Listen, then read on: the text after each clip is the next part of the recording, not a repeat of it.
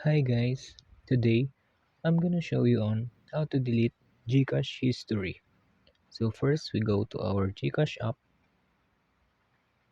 and then we log in our account.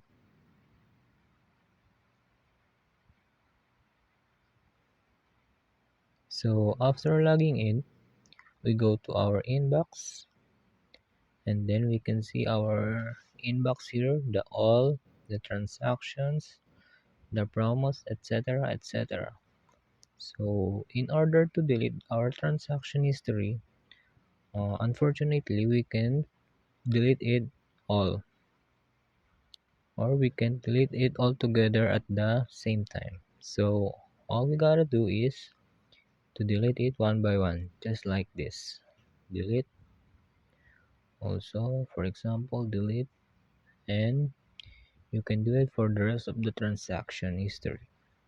That's all.